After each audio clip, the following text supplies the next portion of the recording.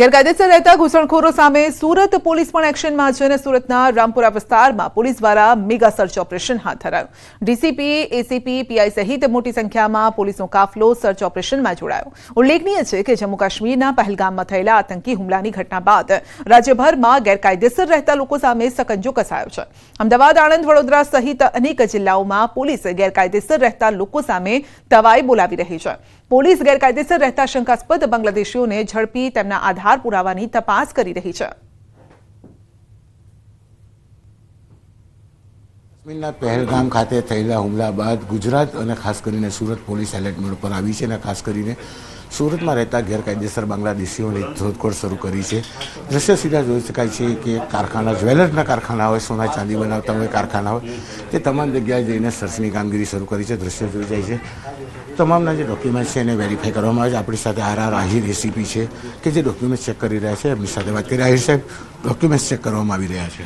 જી બિલકુલ, જે લોકો બાંગ્લાદેશીઓ છે એના વિરુદ્ધમાં એક મુહિમ જાહેર કરી દીધી છે ઈ ડિવિઝને।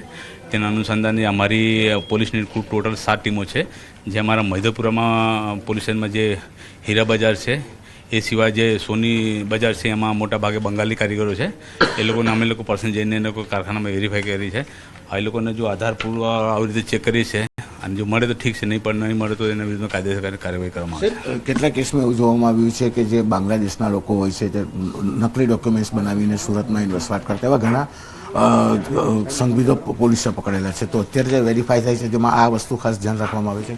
જી બિલકુલ, અત્યારે પ્રાથમિક દૃષ્ટિએ અમે લોકો એ લોકોના આધાર કાર્ડ, વોટર કાર્ડ એ બધું જોઈ રહ્યા છે અને એ મળે તો એ લોકોને બધા નામ પણ લખી રહ્યા છે અને એ લોકોને પર્સનલી બોલાવીને એ લોકો વેરીફાઈ કરી રહ્યા છે। અત્યારે દૃશ્ય જોઈ શકાય છે એક કારખાનું હોય, એક સોનીની ઘંટીઓ હોય, તમામ જગ્યા પોલીસ દ્વારા સર્ચ કરવામાં આવી રહી છે। સૌથી મહત્વની વાત છે કે આધાર પુરાવા એટલે કે ડોક્યુમેન્ટ્સ વેરીફાઈ કરવામાં આવી રહ્યા છે, તમામના નામ લખવામાં આવી રહ્યા છે। એટલે કે સુરતમાં 134 જેટલા બાંગ્લાદેશીઓ પકડાયા બાદ હજુ પણ સુરત પોલીસ સર્ચ કરીને તમામ લોકોને શોધખોળ કરી રહી છે। કેમેરામેન જીગર ગૂગલ સાથે કીર્તેશ પટેલ, ન્યૂઝ 18 ગુજરાતી, સુરત।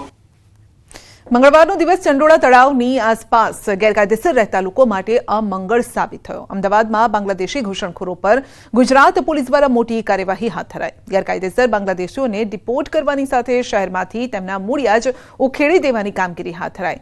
અમદાવાદના મિની બાંગ્લાદેશ તરીકે ઓળખાતા ચંડોળા તળાવ વિસ્તારમાં બુલડોઝર ચલાવવામાં આવ્યું। અડધી રાત્રે જ આ એક્શન પ્લાન તૈયાર કરાયો, ચુસ્ત સુરક્ષા વ્યવસ્થા ગોઠવવામાં આવી। 2000 પોલીસ કર્મીઓને તૈનાત કરાયા। ડિમોલિશનની કામગીરી હાથ ધરવા માટે 60 જેસીબી, 60 ડમ્પરનો ખડકલો કરાયો। શહેર પોલીસ સ્પેશિયલ ક્રાઇમ બ્રાન્ચની ટીમ, એએમસીના અધિકારીઓ પણ હાજર રહ્યા। મેગા ડિમોલિશન હાથ ધરાયું અને ન માત્ર ઘૂસણખોરો પરંતુ ઘૂસણખોરીમાં મદદ કરનારાઓ પર પણ તવાઈ બોલાવાય છે। તો ગુજરાત પોલીસ દ્વારા સૌથી મોટું ઓપરેશન હાથ ધરાયું છે। બાંગ્લાદેશીઓના બોગસ ડોક્યુમેન્ટ તૈયાર કરવામાં, વસવાટ કરવામાં મદદ કરનારના સામે પણ એક્શન લેવાયું છે।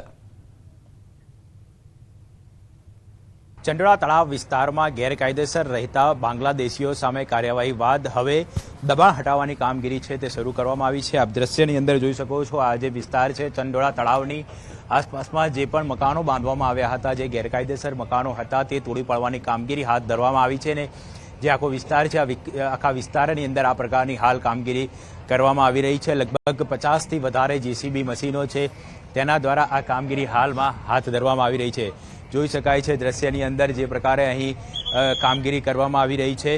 મોટી સંખ્યામાં પોલીસ કાફલો પણ તૈનાત કરાવી દેવામાં આવ્યો છે। પોલીસ અધિકારીઓ અને કર્મચારીઓ સાથે લગભગ 1500થી વધારેનો સ્ટાફ છે તે આ બંદોબસ્તની અંદર જોડાયો છે, કારણ કે કોઈપણ પ્રકારનો અનિચ્છનીય બનાવ ન બને અને કાયદો અને વ્યવસ્થાની પરિસ્થિતિ કથળે નહીં તે માટેની પણ ખાસ તકેદારી રાખવામાં આવી રહી છે। અને આપ જોઈ શકાય છે હાલમાં જે વિસ્તાર છે અહીં મોટાભાગે દબાણ કરવામાં આવ્યું હતું અને તમામ દબાણ છે તે તોડી પાડવાની કામગીરી છે તે હાલમાં અમદાવાદ મ્યુનિસિપલ કોર્પોરેશન દ્વારા પોલીસને સાથે રાખીને કરવામાં આવી રહી છે। એટલે કે હવે આ જે ઓપરેશન ક્લીન ચંડોળા છે તે શરૂ કરી દેવામાં આવ્યું છે અને આગામી દિવસોની અંદર પણ આ કાર્યવાહી શરૂ રહેશે અને આખા જે વિસ્તારની અંદર જે ગેરકાયદેસર દબાણો છે તે તોડી પાડવામાં આવશે। કેમેરામેન શ્રેણિક મહેતા સાથે ઋત્વિજ સોની, ન્યૂઝ 18 ગુજરાતી, અમદાવાદ। મોરબીના માર્કેટિંગ યાર્ડ પાસે દુકાનમાં ઘૂસી યુવક પર હુમલો કરાયો છે। ધોકા વડે બેફામ માર મારવામાં આવ્યો। મજાક મસ્તી કરવાની ના પાડતા ગૌતમ નામના યુવક પર લોકો તૂટી પડ્યા। યુવકને માથાના તેમજ શરીરના અન્ય ભાગોમાં ગંભીર ઈજા પહોંચી છે। મોરબી સિટી એ ડિવિઝન પોલીસે તપાસ હાથ ધરી। 4 જણા આવીને માથામાં ધોકા મારી ગયા. કારણ ઓળખીતા છે કોણ છે? હા, ઓળખીતા છે. શું નામ છે ને શું કામ મારા? એ જૂની એકવાર માથાકૂટ થઈ હતી, ત્યાર પછી ઈ મારી વજવણી કરતો. અંકિત કરીને નામ છે. દેવભૂમિ દ્વારકા ખંભાળિયાના રેલવે સ્ટેશન નજીક બબાલ થઈ જાહેર માર્ગ પર મારામારીનો વિડીયો વાયરલ થયો. યુવતીએ જાહેરમાં યુવકને માર માર્યો. યુવતીએ જાહેરમાં યુવકને 8 જેટલા તમાચા માર્યા. રકઝકના અંતે યુવક યુવતીના ચંગુલમાંથી ભાગી ગયો. સમગ્ર બનાવનો વિડીયો સોશિયલ મીડિયામાં વાયરલ થયો. સોશિયલ મીડિયા લોકોની વચ્ચે પગદંડો જમાવી ચૂક્યું છે અને સોશિયલ મીડિયા થકી પોલીસ આરોપીઓ સુધી પહોંચી ગઈ છે. રીલ્સ વિડીયોના આધારે પોલીસ ચેઇન સ્નેચિંગ કરનાર આરોપી સુધી પહોંચી. પોલીસને મળેલ સીસીટીવી ફૂટેજમાં આરોપીની ઓળખ થઈ છે. દહેગામમાં ડબલ મર્ડર કેસમાં ઝડપાયેલ આરોપીને સોશિયલ મીડિયા પર વિડીયો જોઈને ફરિયાદીએ આરોપીને ઓળખી બતાવ્યો. આરોપી વનરાજનાથ ઉર્ફે કંચનનાથ મદારીની પોલીસે ધરપકડ કરી. આરોપી અમદાવાદ સાબરમતી જેલમાં મર્ડર કરવાને લઈને બંધ હતો અને પોલીસે આરોપીનો કબજો મેળવી તપાસ હાથ ધરી. સોશિયલ મીડિયામાં રીલ તમામ લોકો જોતા હોય છે, ત્યારે સુરતના રાંદેર વિસ્તારમાં રહેતા એક વ્યક્તિએ રીલ જોઈ અને ખ્યાલ આવ્યો કે તેની સાથે બનેલા ચેન સ્નેચિંગનો ગુનાનો આરોપી છે અને આ આરોપી અન્ય કંઈ નહીં પણ દહેગામમાં ડબલ મર્ડરના ગુનામાં ઝડપાયો હતો.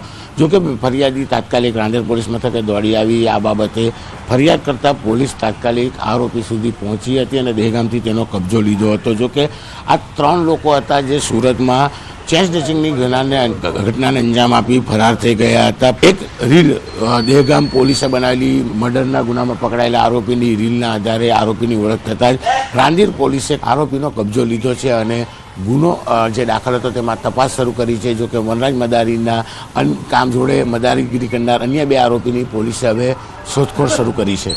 કેમેરામેન જીગર ગુગલ સાથે કીર્તેશ પટેલ, ન્યૂઝ 18 ગુજરાતી, સુરત.